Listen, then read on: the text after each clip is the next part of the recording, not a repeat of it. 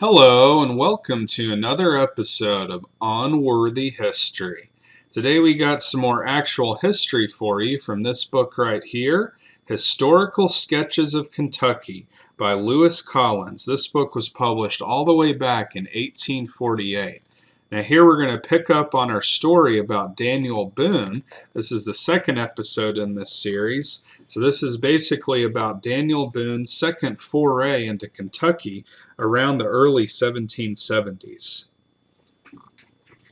We of the present day, accustomed to the luxuries and conveniences of a highly civilized state of society, lapped in the soft indolence of a fearless security, accustomed to shiver at every blast of the winter's wind, and to tremble at every noise the origin of which is not perfectly understood, can form but an imperfect idea of the motives and influences which could induce the early pioneers of the West to forsake the safe and peaceful settlements of their native states, and brave the unknown perils, and undergo the dreadful privations of a savage and unreclaimed wilderness. But in those hardy hunters, with nerves of iron and sinews of steel, accustomed from their earliest boyhood to entire self-dependence for the supply of every want, there was generated a contempt of danger and a love for the wild excitement of an adventurous life, which silenced all the suggestions of timidity or prudence. It was not merely a disregard of danger which distinguished these men, but an actual insensibility to those terrors which palsy the nerves of men reared in the peaceful occupations of a densely populated country. So deep was this love of adventure, which we attribute as the distinguishing characteristic of the early Western hunters, implanted in the breast of Daniel Boone, that he determined to sell his farm and remove with his family to Kentucky. Accordingly, on the 25th of September, 1771, having disposed of all his property except that which he intended to carry with him to his new home, Boone and his family took leave of their friends and commenced their journey west. In Powell's Valley, being joined by 5 more families and 40 men, well armed, they proceeded towards their destination with confidence. But when near the Cumberland Mountains, they were attacked by a large party of Indians. These, after a severe engagement, were beaten off and compelled to retreat, not, however, until the whites had sustained a loss of 6 men in killed and wounded. Among the killed was Boone's eldest son. This foretaste of the dangers which awaited them in the wilderness they were about to explore so discouraged the emigrants that they immediately retreated to the settlements on Clinch River, a distance of 40 miles from the scene of action. Here they remained until 1774. During this interval, Boone was employed by Governor Dunmore of Virginia to conduct a party of surveyors through the wilderness to the Falls of the Ohio, a distance of 800 miles. Of the incidents attending this expedition we have no account whatsoever. After his return, he was placed by Dunmore in command of 3 frontier stations, or garrisons, and engaged in several affairs with the Indians. At about the same period, he also, at the solicitation of several gentlemen of North Carolina, attended a treaty with the Cherokees, known as the Treaty of Watauga, for the purchases of the land south of the Kentucky River. It was in connection with this land purchase and under the auspices of Colonel Richard Henderson that Boone's second expedition to Kentucky was made.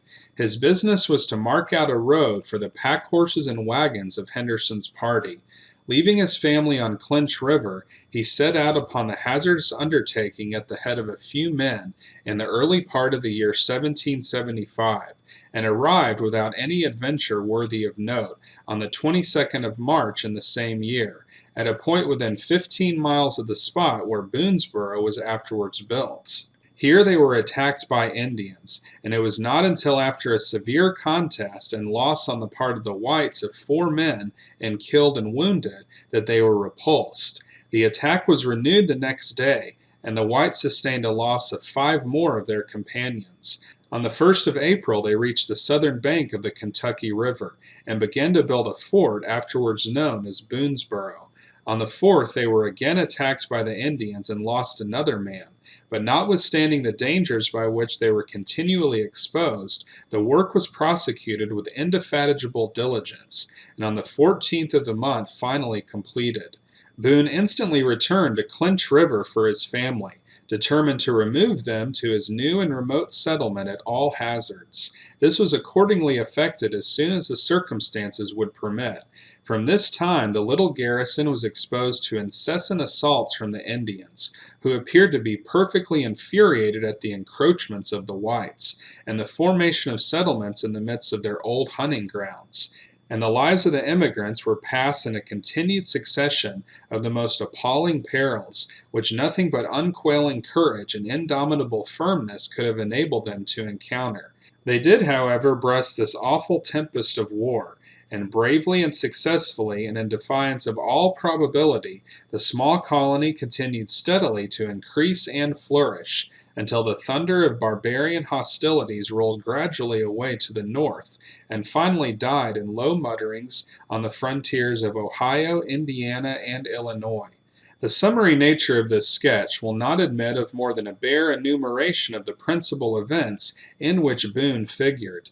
In these exciting times during which he stood the center stage, towering like a colossus amid that hardy band of pioneers, who opposed their breasts to the shock of that dreadful death struggle, which gave a yet more terrible significance, and a still more crimson hue to the history of the old dark and bloody ground. So that's it for this episode. We'll read more about Daniel Boone's adventures in Kentucky next time. So here, unfortunately, we read about the death of his son during his second expedition, his attempts to finally get in and settle near Boonsborough, where they finally erected a fort. So if you want to hear more episodes like this, then be sure to like and subscribe, and we'll see you next time on Unworthy History.